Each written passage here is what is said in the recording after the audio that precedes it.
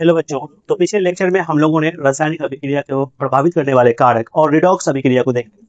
आज हम लोग उससे आगे के टॉपिक को बढ़ाते हैं और देखते हैं एक नया टॉपिक जिसका नाम है दहन। इंग्लिश में इसको कम्बस्टन बोलते हैं। और देखते हैं दहन और समझने का प्रयास करते हैं कि दहन क्या है। बच्चों, सबसे पहले हम दहन को डिफाइन ही कर लेते हैं कि दहन क्या होता है। तो आइए लिखते हैं दहन।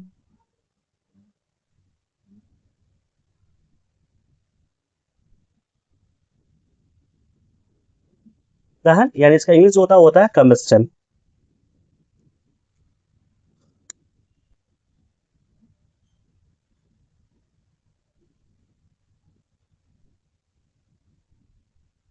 ऐसी रासायनिक अभिक्रिया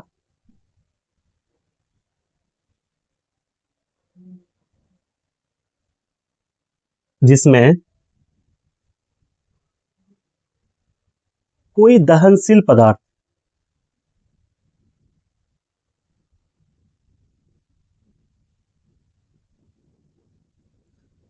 ऑक्सीजन की उपस्थिति में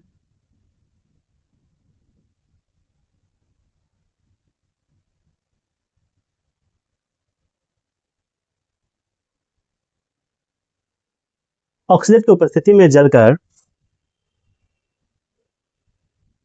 ऊष्मा उत्सर्जित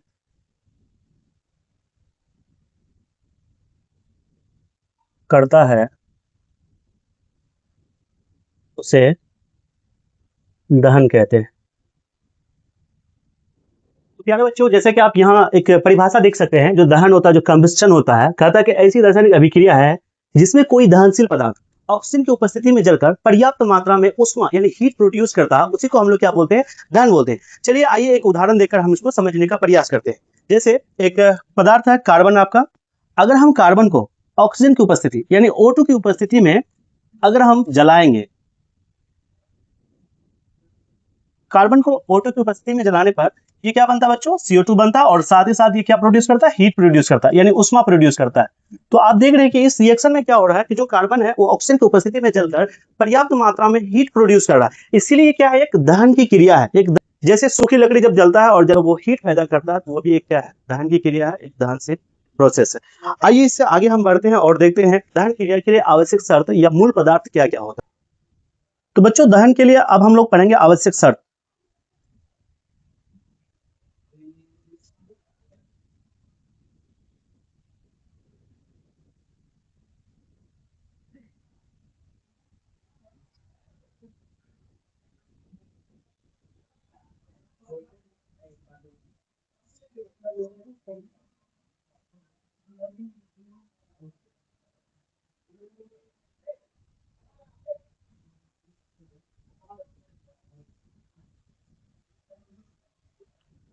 तो बच्चों आइए अब हम लोग दहन के लिए आवश्यक शर्त यानी उसके जो दहन के लिए क्या क्या मेन एलिमेंट्स, दहन के लिए क्या क्या एलिमेंट्स है, आप इसको देखने का प्रयास करते हैं। इसमें सबसे पहला चीज है कि दहन के लिए आपका दहनशील पदार्थ, दहनशील पदार्थ की उपस्थिति। ठीक है। दूसरा है O2 की उपस्थिति। और तीसरा है आपका परज्वलन, या इसी को हम लोग ज्वलन भी कहते हैं, परज्वलन या ज्वलन ताप की प्राप्ति। तो बच्चों, दहन के लिए ये तीन ऐसे शर्त है जिसको होना अनिवार्य है, इसके बगैर दहन की क्रिया संभव ही नहीं। जिसमें सबसे पहला चीज है कि हमें दहन करने के लिए दहनशील पदार्थ की उपस्थिति होना, यानी दहनशील पदार्थ की आवश्यकता है। यानी हमें ऐसे पदार्थ चाहिए जो वास्तव में दहन हो सके। मिसाल के तौर पे अगर हम कोई रॉक्स यानी चट्टान को अगर ले लेंगे, तो क्या चट्टान दहन की क्रिया कर पाएगा? नहीं।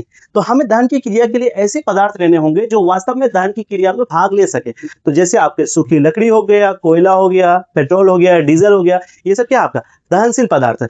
जब आप इस पदार्थ को ले लीजिएगा तो आपका दूसरा जो एलिमेंट है वो है आपका O2 यानी ऑक्सीजन गैस। बिना ऑक्सीजन गैस का दहन की क्रिया संभव ही नहीं है। इसीलिए हमें दहन की क्रिया के लिए O2 की उपस्थिति कराना अनिवार्य है। दूसरा और तीसरा जो पॉइंट है उसका नाम है प्रज्वलन ताप या फिर ज्वलन ताप।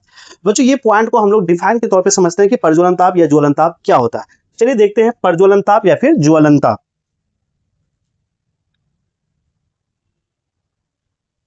ज्वलन या फिर प्रज्वलन ताप।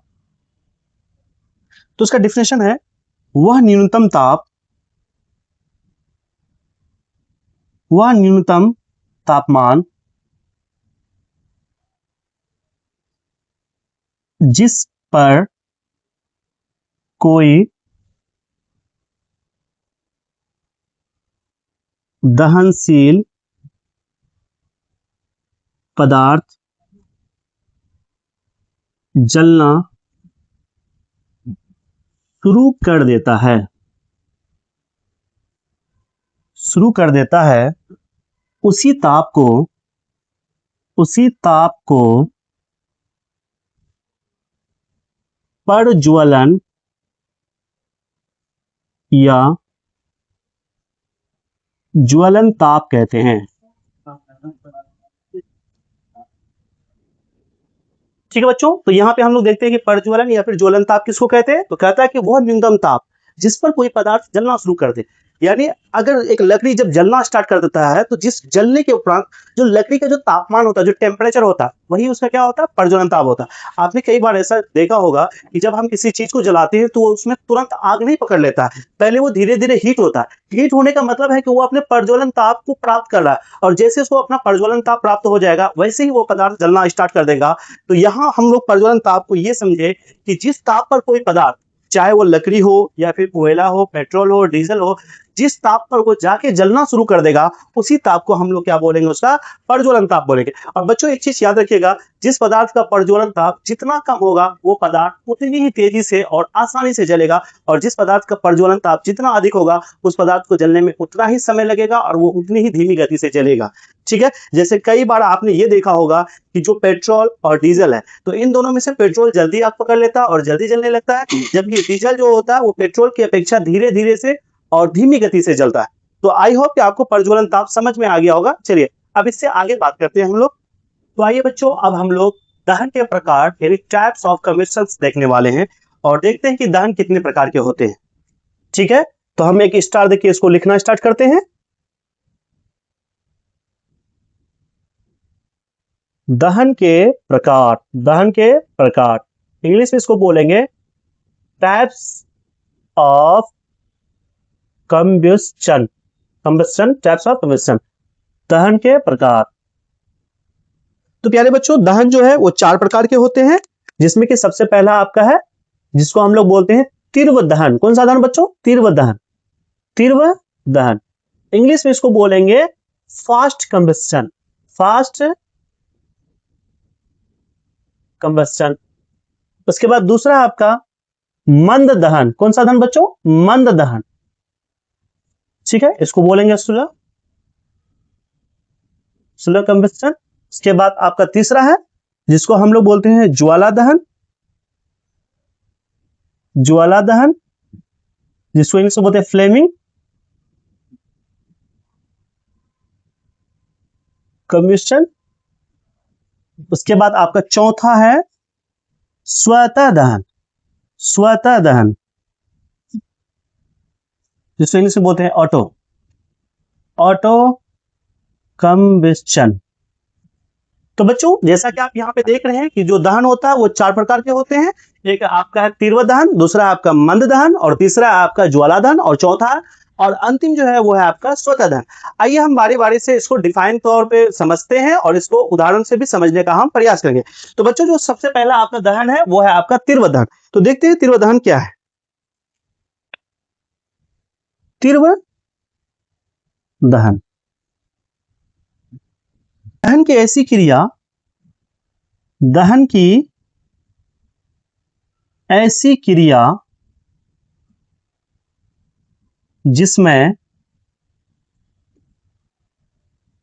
कोई पदार्थ, जिसमें कोई दहनशील पदार्थ, जिसमें कोई दहनशील पदार्थ,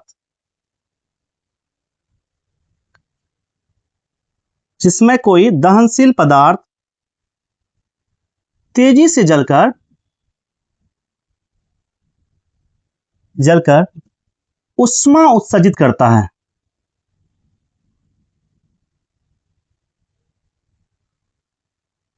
करता है, उसे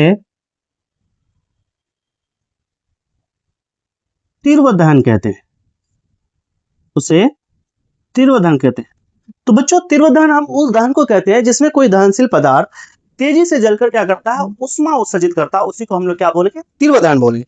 जैसे आपने देखा होगा कि जब आप पेट्रोल को जलाते हो, सूखी लकड़ी को जलाते हो, ये सब पदार्थ क्या है, काफी तेजी गति से जलता है और जल करके हमें क्या देता है, हीट देता है। तो इसीलिए ऐसे जो पदार्थ का जलना होगा वो क्या होगा, आपका तीव्र दहन होगा। इसको हम उदाहरण ले सकते हैं एग्जाम्पल में, जैसे पेट्रोल का जलना, पेट्रोल का जलना,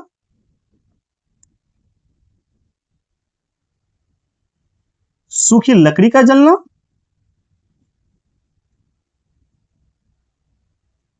etc। और आप और भी पदार्थ को बहुत सारे एग्जाम्पल में ले सकते हैं जो कि तीव्र गति से जलता है। चलिए मैं आपको यहाँ पे दो उदाहरण दिया हूं, एक पेट्रोल का जलना, दूसरा सूखी लकड़ी का जलना। आइए हम लोग दूसरा नंबर पे चलते हैं जिसका नाम है आपका मंद दहन। कौन सा दहन बच्चों, मंद दहन। ठीक है, अब मंद दहन को हम लोग सबसे पहले परिभाषित कर लेते हैं। तो दहन की ऐसी क्रिया, दहन की ऐसी क्रिया, दहन की ऐसी क्रिया जिसमें कोई दहनशील पदार्थ, कोई दहनशील पदार्थ काफी धीमी गति से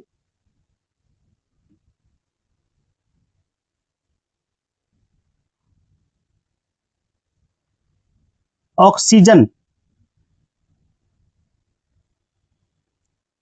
के साथ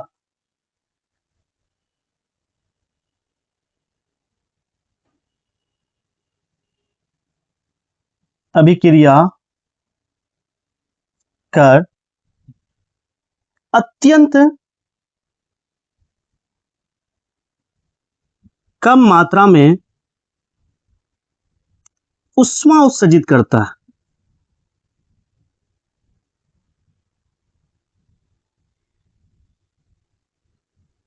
है, उसे मंद दहन कहते हैं, मंद दहन कहते हैं। तो प्यारे बच्चों, जैसे इसका एक एग्जांपल लेते हैं हम लोग, जैसे श्वसन की क्रिया,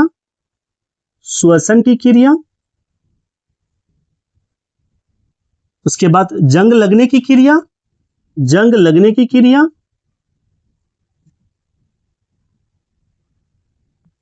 etc। तो सबसे पहले इसको तो हम एक बार और आपको इसका परिभाषा को समझाते हैं कि जो मंद दहन है, दहन की एक ऐसी क्रिया है जिसमें कोई दहनशील पदार्थ काफी धीमी गति से ऑक्सीजन के साथ अभिक्रिया कर अत्यंत कम मात्रा में उष्मा उत्सर्जित करता है, उसे मंद दहन कहते हैं बच्चों। जैसे श्वसन की क्रिया, जंग लगने की क्रिया। अब आपको यहाँ पे कंफ्यूजन होगा कि सर जब ये दहन है तो आखिर ये जल कहाँ रहा, ये दहन हो कहाँ रही है। तो बच्चों यहाँ पे देखिए, ऑक्सीजन, एक चीज आपको मैं बता दूं कि ऑक्सीजन का मेन काम ही होता है किसी चीज को कंबस्शन करना, जलाना, दहन करवाना। अब देखिए कभी कभी कोई दहन ऐसा होता है जो हमें दिखाई देता है, लेकिन कुछ दहन ऐसे तो दिखता नहीं है लेकिन वास्तव में वो थोड़ा होता है। ठीक है, तो यहाँ पे देखिए ये जो आपका श्वसन की जो दर है, जो श्वास लेने की जो क्रिया है, वो भी क्या है, एक दहन है।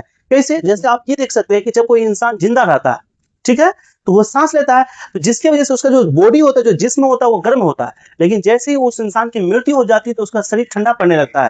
तो यहाँ पे इसका मतलब हम ये समझ सकते हैं कि ऑक्सीजन की वजह से उसका बॉडी में क्या था, गर्मी था, हीट था। तो यानी वहां पे क्या हो रहा था बच्चों, दहन हो रहा था, और एक मंद दहन की क्रिया थी। ठीक है, तो बच्चों यहाँ पे जंग लगने की क्रिया, यानी लोहे में जो जंग लगता है, आपको पता है कि लोहे का जो वस्तु होता है, जब उसमें हम पेंट नहीं करते हैं तो वो खुले वायु के संपर्क में रहते हैं, तो वो तुरंत क्या करता है कि ऑक्सीजन के साथ अभिक्रिया कर लेता है बच्चों, और अभिक्रिया करने के बाद वो क्या करता है, जंग पकड़ने लगता है। और जंग पकड़ना भी क्या है, एक मंद दहन है। तो आई होप कि आपको ये दोनों समझ में आ गया होगा। चलिए अब हम लोग अगला दहन पे चलते हैं जिसका नाम है ज्वाला दहन। तो आइए बच्चों अब हम लोग देखते हैं ज्वाला दहन।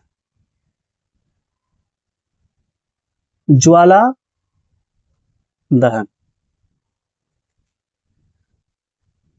तो इसका परिभाषा है, दहन की ऐसी क्रिया, दहन की ऐसी क्रिया जिसमें कोई दहनशील पदार्थ ज्वाला यानी फ्लेम, ज्वाला मतलब फ्लेम, फ्लेम के साथ जलता हो उसे ज्वाला दहन कहते हैं, उसे ज्वाला दहन कहते हैं। तो बच्चों जो ज्वाला दहन है तो कहता है कि ये दहन की एक ऐसी क्रिया है जिसमें दहनशील पदार्थ यानी जो जलने वाला पदार्थ होता है वो लौ के साथ जलता है। लौ मतलब आपका हो गया ज्वाला, यानी जिसको इंग्लिश में हम लोग फ्लेम कहते हैं। तो जब कोई चीज फ्लेम के साथ जलता हो तो उसी को हम लोग क्या बोलेंगे, ज्वाला दहन बोलेंगे। जैसे एक उदाहरण से हम समझते हैं मोमबत्ती का जलना बच्चों, तो मोमबत्ती का जलना क्या आपका एक ज्वाला दहन है। एक एग्जाम्पल में ले सकते हैं हम लोग मोमबत्ती का जलना, मोमबत्ती का जलना, ठीक है, ये क्या आपका एक ज्वाला दहन है। आइए हम मोमबत्ती का जलना को दिखाते हैं। जैसे आपको पता है कि जब एक कैंडल होता है, जब एक मोमबत्ती होती है, जैसे मान के चलिए कि आपका एक मोमबत्ती है, ये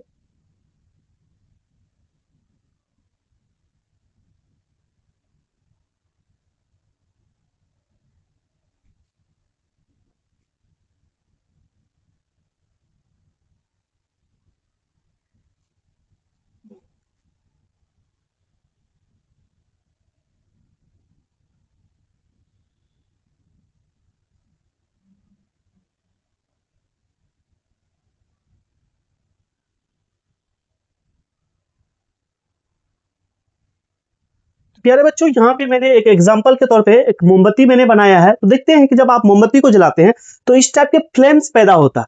इसी फ्लेम के साथ जब कोई भी पदार्थ जलता है तो उसी को हम लोग क्या बोलते हैं, ज्वाला दहन। क्या बोलेंगे बच्चों, ज्वाला दहन। ठीक है, मेरे ख्याल से आपको समझ में आ गया होगा। चलिए अब हम लोग अगला चलते हैं जिसका नाम था आपका स्वतः दहन।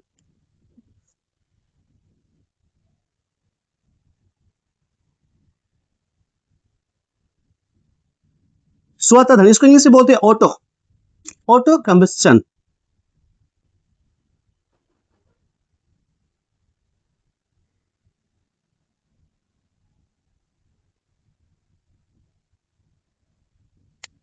ऑटो कंबस्टन यानी स्वतः दहन किसको बोलते हैं, तो कहती है दहन की ऐसी क्रिया, दहन की ऐसी क्रिया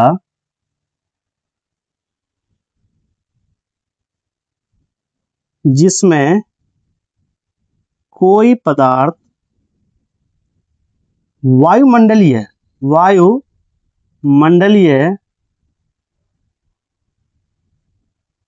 ताप पर स्वयं स्वयं जलना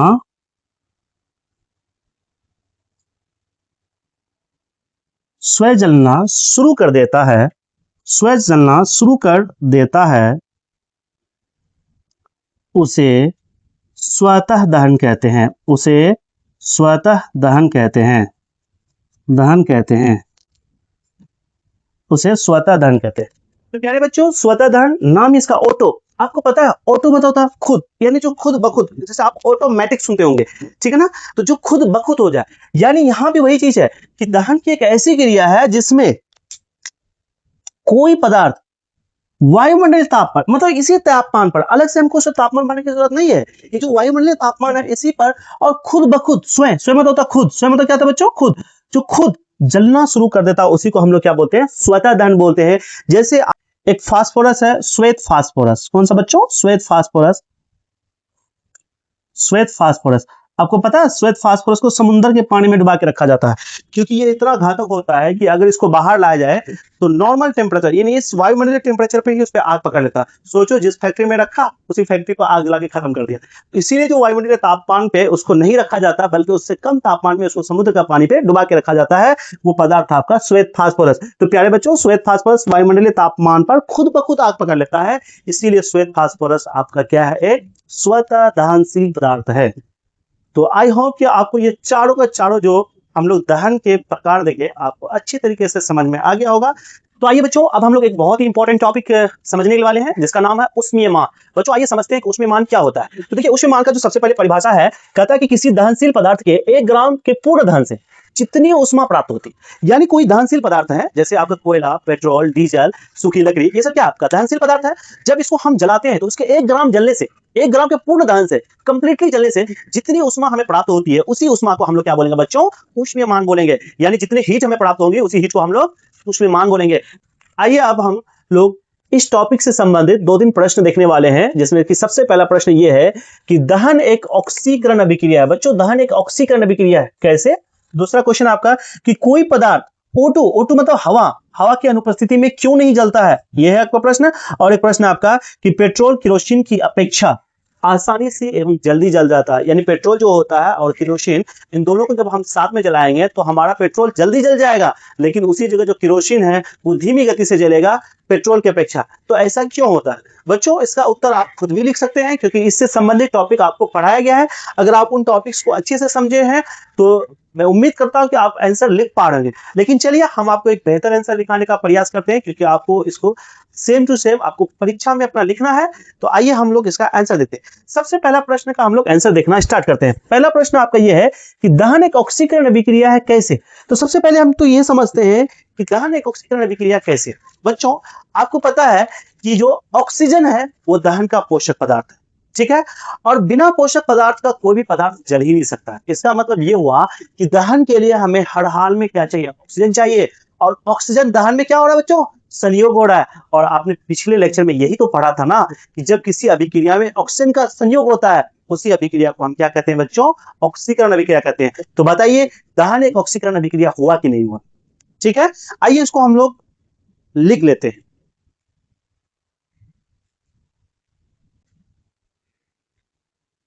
ऑक्सीजन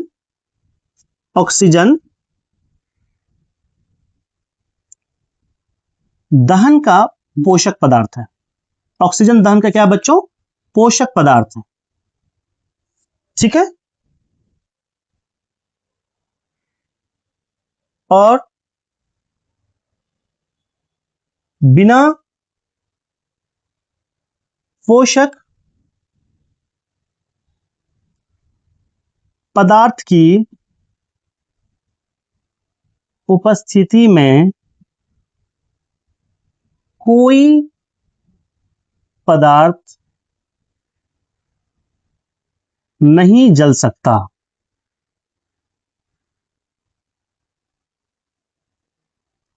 बिना पोषक पदार्थ की उपस्थिति में कोई पदार्थ नहीं जल सकता। इसलिए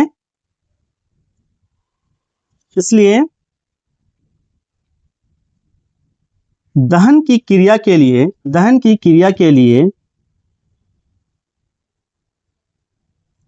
लिए ऑक्सीजन का होना अनिवार्य है। तो अतः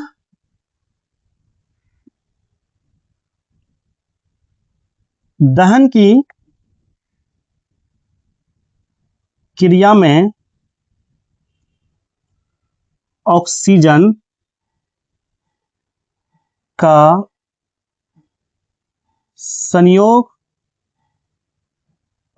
संयोग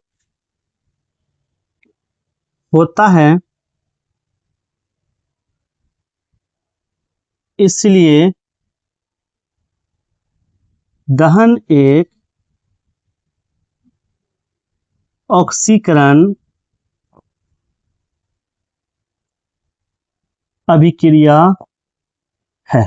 तो प्यारे बच्चों, आपको जो मैंने समझाया बस उसी को लिखित तौर पे यहाँ पे मैंने इसको आंसर दिया है। जैसे कि आप देख सकते हैं, क्वेश्चन क्या था आपका, पहला क्वेश्चन था कि दहन एक ऑक्सीकरण अभिक्रिया है, कैसे? तो बच्चों इसका आंसर है कि ऑक्सीजन दहन का पोषक पदार्थ है। ऑक्सीजन क्या दहन का पोषक पदार्थ है। बिना पोषक पदार्थ की उपस्थिति में कोई पदार्थ नहीं जल सकता है, यानी किसी भी पदार्थ को जलने के लिए उसका पोषक पदार्थ का होना अनिवार्य है। तो यहाँ पे हम लोग देख सकते हैं, इसलिए दहन की क्रिया के लिए क्या है, ऑक्सीजन का होना अनिवार्य है। अतः दहन की क्रिया में ऑक्सीजन का क्या हो रहा है बच्चों, संयोग हो रहा है। इसीलिए दहन एक क्या है, ऑक्सीकरण अभिक्रिया है, क्योंकि इस क्रिया में ऑक्सीजन का संयोग हुआ है, और जिस क्रिया में ऑक्सीजन का संयोग होता है उसको हम लोग दहन की क्रिया कहते हैं। तो आइए अब हम लोग दूसरा प्रश्न का उत्तर देते हैं।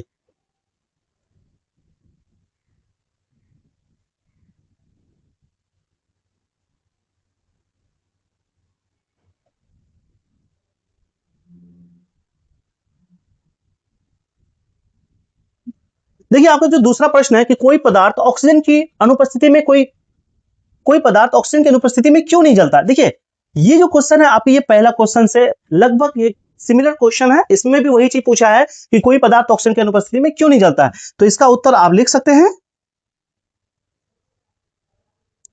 ऑक्सीजन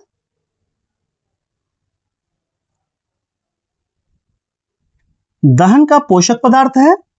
ऑक्सीजन दहन का पोषक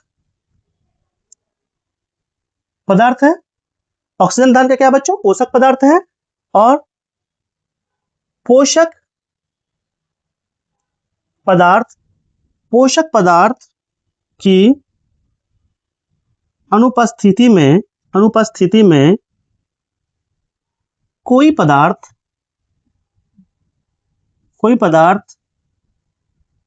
नहीं जल सकता है। यही कारण है कि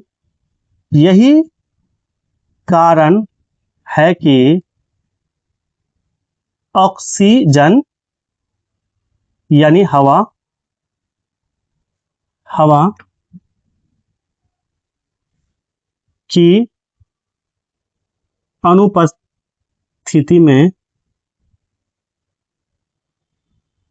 हवा की अनुपस्थिति में कोई पदार्थ नहीं जल सकता है। तो बच्चों यहां पे आप इसका उत्तर देख सकते हैं। प्रश्न था कि कोई पदार्थ O2 यानी हवा की अनुपस्थिति में क्यों नहीं जलता है। तो इसका उत्तर है कि ऑक्सीजन यानी O2 जो है वो क्या है, आपका दहन का पोषक पदार्थ है। O2 क्या है आपका बच्चों, दहन का पोषक पदार्थ है। और जब दहन का पोषक पदार्थ O2 है तो पोषक पदार्थ की अनुपस्थिति में कोई पदार्थ नहीं जल सकता। यही कारण है कि ऑक्सीजन यानी हवा या फिर O2 की उपस्थिति में कोई पदार्थ नहीं जल सकता है। तो बच्चों मैं उम्मीद करता हूं कि आपको ये दूसरा प्रश्न का भी उत्तर समझ में आ गया होगा। आइए हम लोग तीसरा प्रश्न का उत्तर लिखते हैं और इस टॉपिक को खत्म करते हैं। ठीक है, प्रश्न नंबर हम लोग 3 पे चलते हैं। प्रश्न ये है कि पेट्रोल केरोसिन की अपेक्षा आसानी से एवं जल्दी जलता है, क्यों। यानी आपसे ये पूछा गया है कि जो पेट्रोल होता है वो केरोसिन से ज्यादा जल्दी जल जाता है, ठीक है ना। तो ऐसा क्यों होता है, आइए बच्चों इसका उत्तर हम लिखते हैं। आंसर है पेट्रोल का प्रज्वलन ताप केरोसिन से कम होता है। पेट्रोल का प्रज्वलन ताप केरोसिन से क्या होता है बच्चों, कम होता है। यही कारण है कि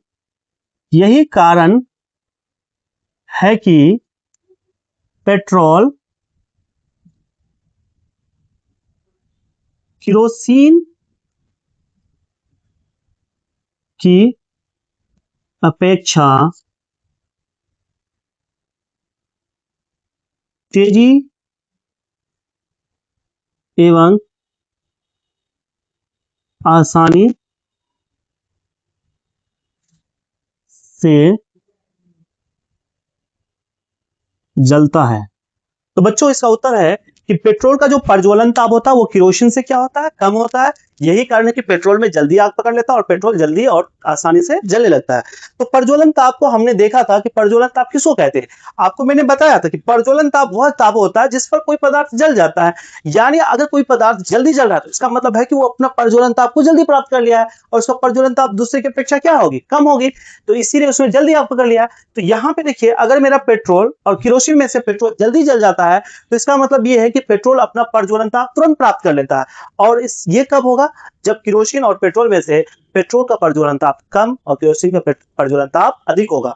तो इसीलिए पेट्रोल जल्दी से अपना ज्वलन ताप प्राप्त कर लेता है और वो जल्दी से जलने लगता है। तो आई होप कि आपको आज के क्लास समझ में आया होगा। आज जो भी चीजें आपको पढ़ाया गया है ये बहुत ही महत्वपूर्ण चीजें हैं। आप इसको अच्छे से समझने का प्रयास कीजिएगा और इसको अपने नोट्स कॉपी में जरूर ले लीजिएगा। तब तक के लिए आप खुश रहें, सही रहें और लगे रहें अपनी तैयारी में। जय हिंद।